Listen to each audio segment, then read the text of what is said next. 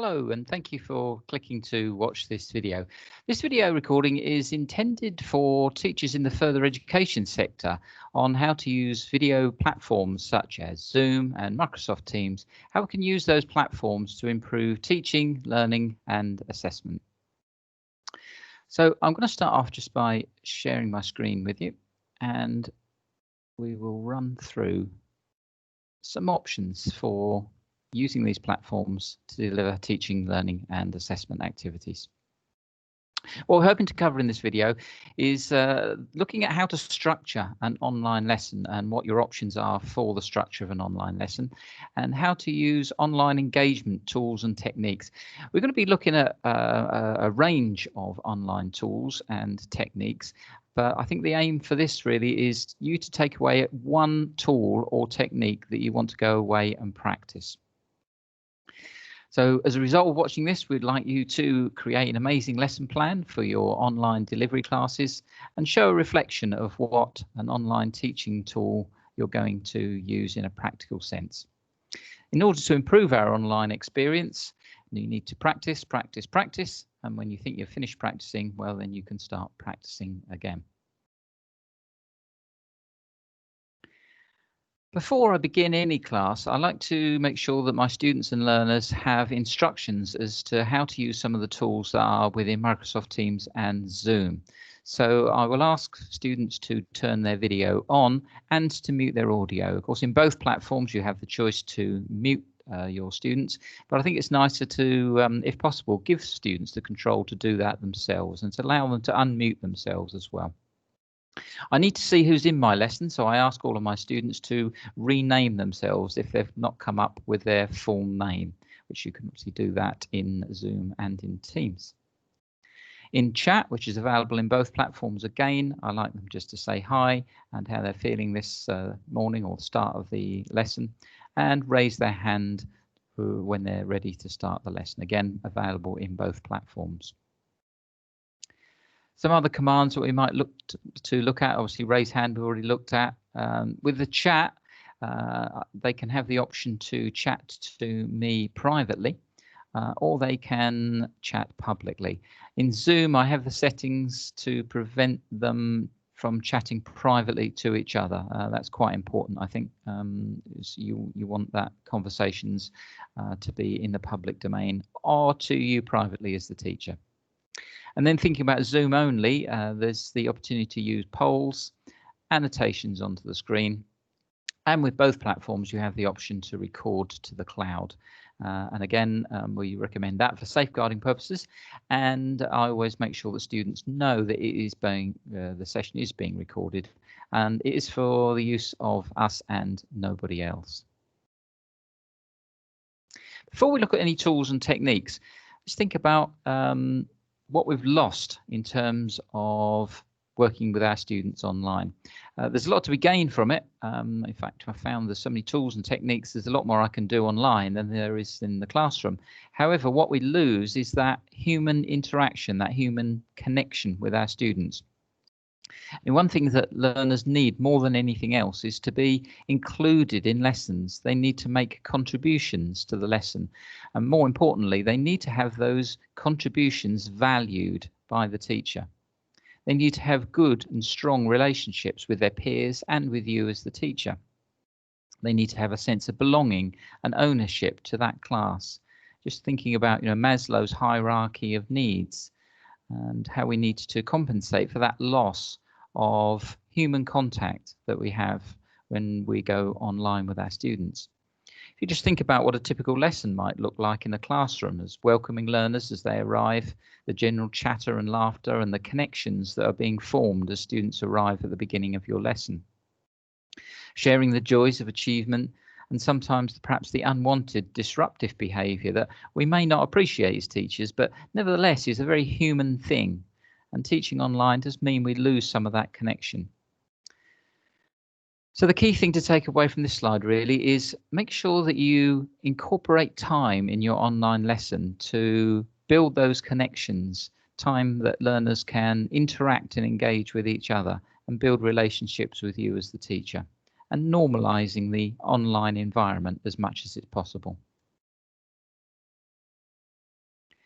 Again, before starting the lesson, thinking about safeguarding, make sure that your students know the rules. Students don't know the rules by osmosis. They have to be told what the rules are. So I send those rules out in advance. The expectations of an online lesson are made very clear, and I restate the rules at the beginning of the lesson. So make sure that your students know what the rules are and if there are any sanctions that are in place as well. From your own safeguarding point of view, lots of us have situations where we have young children at home and we can get interruptions in our lessons. So what we need to do is just to minimize those as much as possible, use a virtual background wherever it's possible to, and do what we can to minimize it. But just do bear in mind that our learners are very tolerant and very resilient of any interruptions that we might have. So we just deal with them calmly and professionally. And our learners will appreciate that, as they're probably going to be dealing with a similar situation in their own home life. And make sure that you record the session and tell students that the session is being recorded. So again, thinking about other things to do before the session. I always send out work in advance to the learners, and we can do that using a variety of different platforms that we use in FE, such as OneFile or Shobi or Moodle, or just by email, whatever platform you would normally use in your normal teaching environment. Now, within that information that is sent out prior to the lesson, I would include a link to the meeting in Zoom or in Teams so that the students know how to connect to the lesson, some study, learning material, some questions perhaps that I want them to be able to answer in the lesson. Some students are very eager and keen to engage verbally online. Others are much more reluctant, and preparing the questions in advance gives them perhaps the confidence that they need to respond to a question during the lesson. And then I give them a checklist of preparation that they need to make prior to the lesson. And that would include things such as, if they need pen and paper to be available before the lesson, having a drink available to them. And if we're not going to be using their phone for Google searches or for other activities, then I will advise them perhaps to hide their phone, or at least turn it onto silent, and maybe turn off their alerts for emails and any other applications that might interrupt the lesson. I'd also advise them to find the quietest position in the house, a room on their own if that's possible. That isn't always possible, with a good Wi-Fi connection. And I really strongly encourage them to use headphones or earbuds or whatever method they're able to use to make the lesson more personal to them. Headphones can help prevent distractions to the student. But possibly even more importantly, they can prevent siblings and parents overhearing the lesson, and in worst case scenario, parents and siblings becoming involved in the lesson. So headphones are really strongly recommended. So I've put this slide in just to remind us of what our role is as teachers, is to create an outstanding learning activity, and not to be driven by the technology. So just thinking about, what does good learning look like? How can we provide a really great experience for our learners, and make that the priority rather than how can we use the technology. So we come to the start of the lesson then, and what a typical start of a lesson might look like. So good practice would be to open the lesson 10 to 15 minutes early, encourage students to join, and perhaps have a fun activity for them to join in, to encourage that joining early so that the lesson can start on time. Perhaps at the moment we're looking at creating a playlist with my students where they tell me what they want to hear, and I play it, and we might discuss it. Or if we're really brave, we might leave the cameras on and all do our own personal little dance to that particular piece of music that a student wants to hear. Just something fun, maybe a little bit ridiculous. If it's connected to the learning of the session, that would be great. But it's really just something to make up for that lack of human contact that we have in a classroom. Taking the register in whatever way is prescribed by your organisation. A simple way to capture that can just be to screenshot the participant list, which you can do in Zoom and in Teams. In the usual way, we'd recap any prior learning, particularly so if it was essential to build on for today's session. And then look at the steps that we're taking today to learn whatever it is we need to learn today, what the aims and objectives are, what we expect our learners to do, what outcomes we expect from the session, what work the learners need to produce, and setting out how that's going to work throughout the day. So now we're moving into the middle of the lesson. What might that look like? We've got 3 different models here that we're just going to explore a little. So looking at this is the linear model. So we would start the day with all of our learners in the same class online, and we would be with them for, say, 15, no more than 20 minutes, doing our theoretical input, our underpinning knowledge, our learning activity, and setting out what the expectations for the students are, and indicating to them where the materials are provided, how to submit that, and how to obtain support either from you or from their peers. So then moving on from that, they would go into a period of independent study or learning. So this could be a learning activity, or this could be assignment work.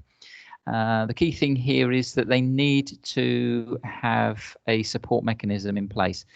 And so that might be we can encourage peer support. So if they're using something like Shobi or OneFile, they can communicate with each other in the chat facilities that are built into those applications. So peer support is to be encouraged in there. It could be that you've made video recordings or additional support material that they can access, or it could be that if you're available then, or at certain times that you're available, that they can contact you directly for support. Also, depending on how your class is going, how your day is going, you might proactively wish to connect with those students as you would in a classroom to check in with how they're going. And at the end of that period, whether that's the end of a session or the end of a day, is checking in with the learners, which could be done as a group or as it could be done individually, to make sure that the tasks, the assignments, whatever work that they've been set has been completed. So that's one option for how our lesson might go, a linear model. So then looking at a second option here, which is a parallel model. So with the top option, it's really not dissimilar to the previous linear model, where you start out your day. This is really where we're looking at if you have a class that's split. So in order to reduce numbers in the college, you've split a class into 2 halves, so perhaps A and B. So the online class could start at maybe 8:30 or 9 o'clock in the morning. And you'll be with those learners again 15 to 20 minutes, setting out what the tasks of the day are, clarifying any questions or concerns that they have. And then they move into a period of independent study, which could be learning activity or it could be an assignment. And they might be supported by other applications. Now, Nearpod is a great way of creating a self-paced lesson that students can work through on their own. So if you create a lesson in Nearpod, set it to self-paced mode, that allows the student to work through that learning material independently. Or alternatively, of course, you could video record the lesson and make that available through, again, whatever platforms you typically use. So those are some options for the student to be learning from. And then again, towards the end of the lesson, the end of the day, at some stage you will need to reconnect again with those learners to check that the learning has taken place and that the work that they've been set has been completed. So that would be for half of your class during the course of a lesson or a day. The second half of your group, Group B, would then start 30 to 45 minutes later in the day than your online group. So you would physically be in the classroom with this group, socially distanced because you've halved the number. And you would work with those students really in the normal way, moving them into a period of independent study and learning with you still in the classroom supporting them. And then at the end of that session, so that could be at the end of the morning or the end of a lesson, it's possible that then they could return to their homes and continue with their assignment work or their online learning and supported in the same way. This completion of this work then, of course, needs to be followed up again at some stage when they submit their work through whatever platform you're using for that. So that's another method of splitting a group into two, just to reduce the numbers that are coming into college. And then this could be alternated one week from the next. So for the following week, you might have group B move to the online model, and group A would come into college. So the third and final model that we're going to look at here, which is a rotational model. So with a rotational model, you would set up breakout rooms, which is, again, it's a facility that's available in both Zoom and Microsoft Teams. And you would be in one of the rooms with 1/3 or even 1/4, if required, of your learners working on the underpinning knowledge, the theoretical input, whilst in another virtual room, students were working in a team or collaborative activity in another room, and then in a third or even a fourth room, if you've got that number of students, students can be working independently on a study task, a learning activity, or assignment completion. And then the idea is really that every 20 minutes we rotate, so that your group that was in the same room with you will move into a collaborative activity, the team working collaborative group move into an independent study time, and the independent study group come back into the room with you. So it's just thinking about how you would set up the lesson plan for that sort of 20-minute rotational model. There's a couple of advantages, I suppose, with this one, is that you could set this up, this model, as a project. So it looked like a project, a work project, which of course then covers your employability skills as well. So you're building employability skills into the lesson. So with any typical project, there's normally some leadership element and group communication time. There's normally some collaborative problem solving work, and then there's also independent study as well. So your whole lesson, your whole day, or a unit or a topic could be set out to look very much like a project and work through the rotational model. So thinking about interaction now with students, if you're using Zoom, you will get a pen up on the screen in Zoom, and they can annotate the screen. They can use shared whiteboard, which is available in Teams as well. If not, then they can use a much simpler option here by asking the students to hold up a piece of paper with A, B, C, or D on it. Students could have these prepared in advance if you indicate to them that that's required. Or another simple option is just to get the students to type A, B, C, or D into the chat window, which again is available on Zoom and in Teams. So that's just sort of thinking about some interaction with your students. Okay, so moving to checking on student learning. Probably the most frequent way that we check on student learning in a classroom situation is by asking questions now, and you can still do that, but with asking questions online, you must, and it is essential that you only direct questions to a learner by name. If you do not direct a question to a learner by name, then you'll either get absolute silence while everybody waits for somebody else to answer, or you'll get several learners speaking at once. And online, that's a real battle to solve. So with questioning, it has to be directed to a learner. You can escalate that question, you can move the question to another learner, but initially it has to be directed by name. And those questions, of course, if you've got learners that are concerned about speaking online, as mentioned previously, you could send those questions out in advance. This is a great opportunity here for differentiation. Because you could ask those pre-prepared questions to learners that you know are anxious about speaking online, whereas some ad hoc questioning could be directed at more confident learners.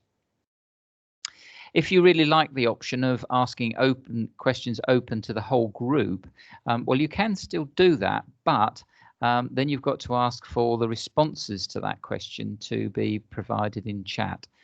So they could be formatted for speed in a multiple choice format, or if you want a long answer one, obviously they can type in a response in chat to a longer answer question as well. But again, it's got to be made clear to the learners that they're answering your question in chat rather than shouting out to the whole group.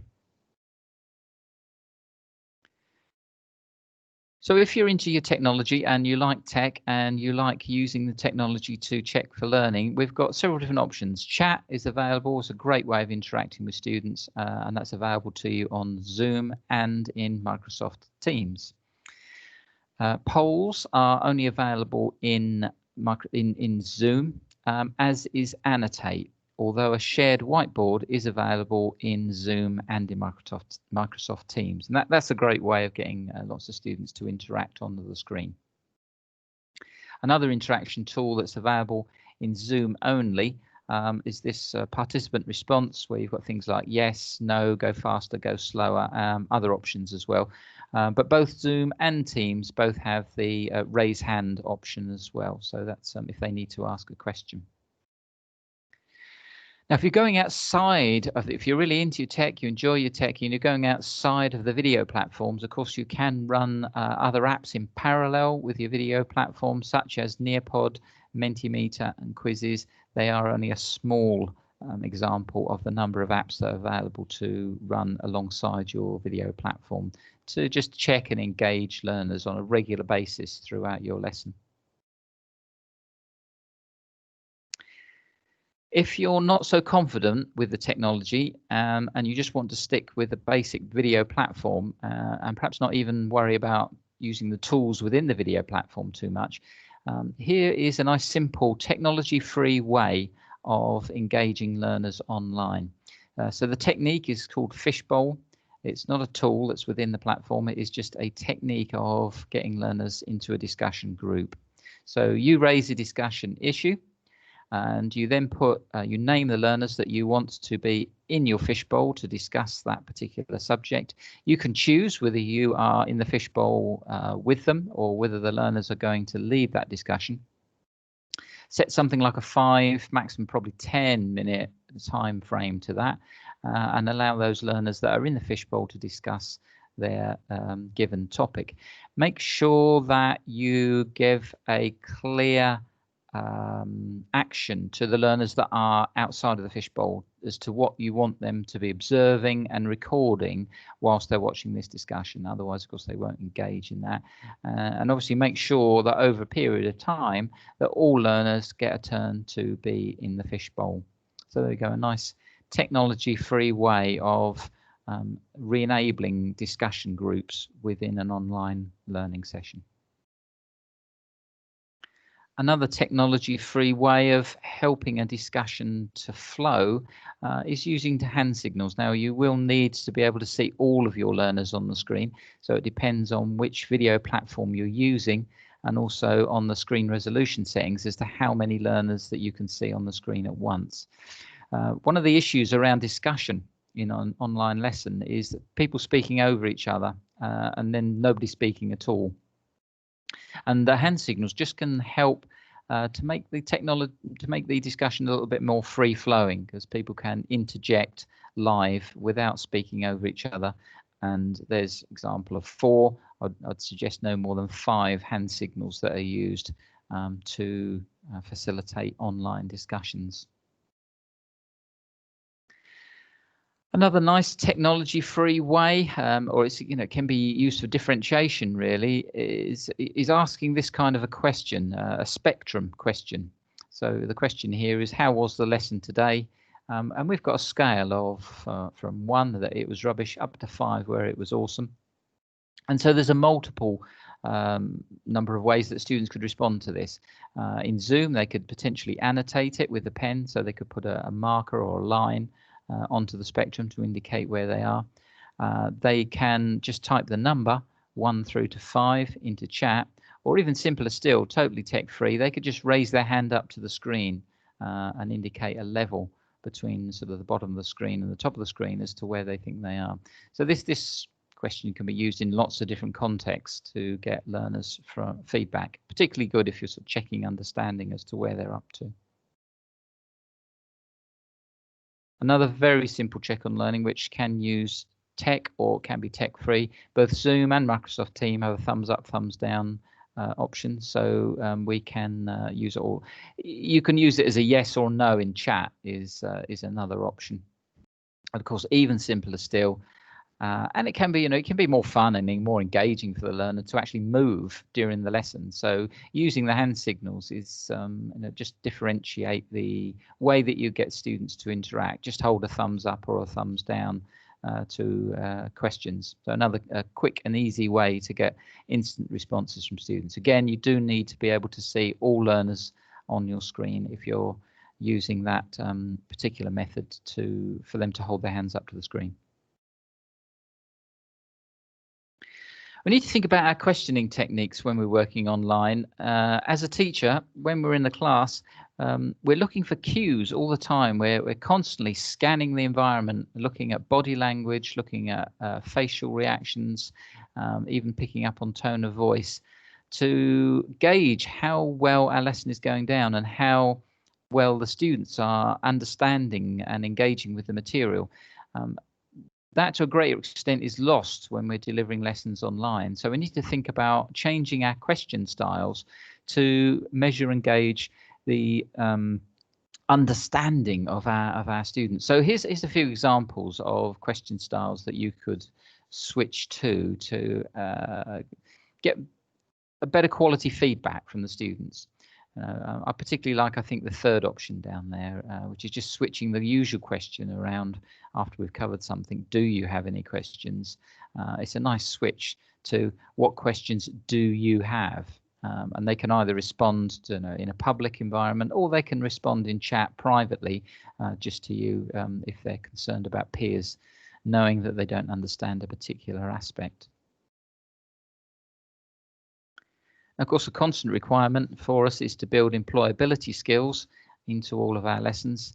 And a great way of doing that is to have a co-host or a virtual room leader.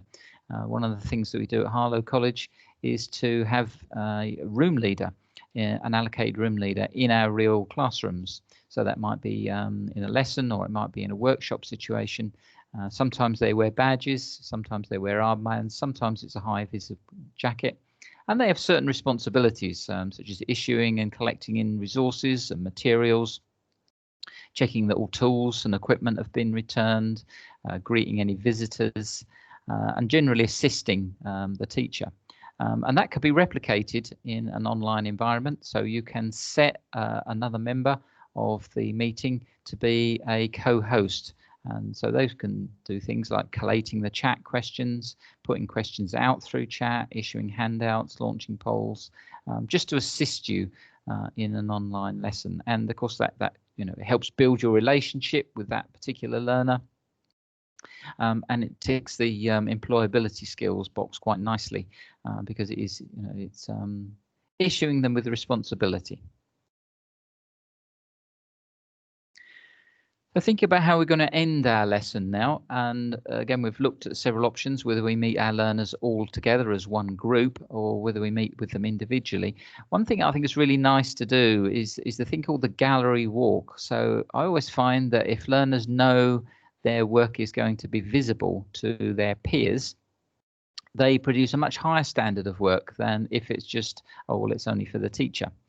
So, and there are lots of apps out there that you could potentially use. So they could video something, but if they're producing a hard copy of a document of some kind, then or even a video, then Padlet is a great little app to enable learners to share their work at the end of the day and perhaps provide some motivation for them to do a higher standard of work and make sure that the work is there and complete. But you can facilitate that in any different ways, even simple things like just holding the work up to the camera. How are they going to record what they need to improve and work on? And of course, you as the teacher will need to check back in with any students that haven't complied and haven't completed and submitted their work at the end of the session or within the required deadline.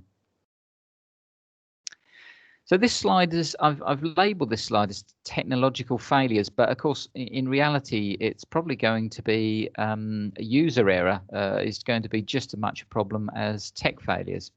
probably in equal measure. There's only one way really to deal with technological failures, and we can't avoid them, and that is avoiding feeling like a mistake is a problem. Not freaking out and just being calm, stating what has happened and identifying the best way to move forward. What this is doing by staying calm through the technological failure or user error, what you're doing is role modeling good practice. Your students, may come from a home where parents or carers perhaps overreact to things that go wrong. So when they see things going wrong and you're calmly dealing with them, professionally dealing with them, it's good role modeling for employability skills as well. Okay, so we've come to the end of my short presentation now, and I really hope there was something in there that stimulated a bit of thought and possibly some ideas that you could use going forward. And there are some things there that you could go away now and practice. So thank you for joining me. Thank you for watching. I think the key message to take away is if you're new to all of this, just find one thing out of that presentation that you want to go away and practice on. And when you get comfortable with that, just use the video platform for a start. And then when you get comfortable and familiar with that and you can use it well, then start extending your range of tools and techniques from there. But keep it simple is the message. Using too many apps is the students will enjoy that, constantly switching, especially if they have to sign in and use usernames and passwords, just adding to the complication of the day. So keep it simple to begin with, and then build on the technology. But more than anything else, enjoy online learning, because it can be just as pleasurable as working in the classroom. So there we go. Thanks very much. Hope you enjoyed that, and see you soon on another video log. Bye for now.